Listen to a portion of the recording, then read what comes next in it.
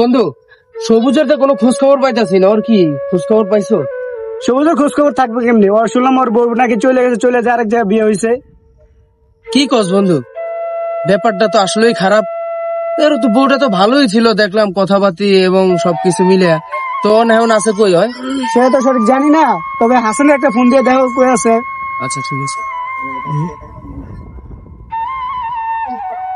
Hello Hasan. হ্যাঁ এই যে আছি, একটু পার্কের এদিকে আসছিলাম। কই আছো তুমি? সবুজ কই? ও আচ্ছা ঠিক আছে, ওকে তাহলে ওদিকে যাইতেছি। হ্যাঁ আচ্ছা ঠিক আছে। ভাইয়া ডাকলো ভালোই ছিল, ওই মার কথায় যেদিন এমন করে না সেদিন কপাল এরকমই থাকে।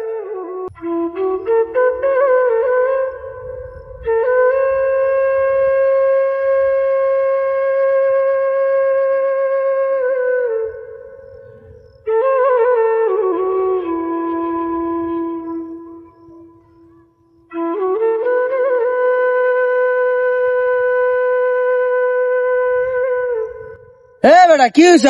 আস না মরার মতো পড়ে রয়েছে। হ্যাঁ এগুলা কি শুনতেছি? কি হয়েছে? কি একটু হইলে কত? কি হয়েছে বুঝলাম না। ওট মাইয়ার লেগে জীবন নষ্ট করতে। বুঝতেছি বুঝতেছি, কান্দিস না। কি হয়েছে খুইলা কর। ভাই ভাই আমার সব শেষ হয়ে গেছে ভাই। ভাই তোরা এক সময় কইছিলি ভাই ভালো না ভাই, আমি বিশ্বাস করি নাই ভাই। তোরে তো কইছিলাম বেটা যে মাইয়া লোক ভালো না, আর যে মায়াগুন বাপমার কথা মানে ওই মায়াগুন এমনি তো এরকম, আগে থেকেই বলছি না? হ্যাঁ এখন না হলে তোর জীবনটা নষ্ট হইতো এরকম হয়ে। হ্যাঁ এত বুঝাইছি। ভাই সবচেয়ে বড় একটা কথা কি জানেন? ওই কথাটাই আমার খুব কষ্ট লাগছে ভাই।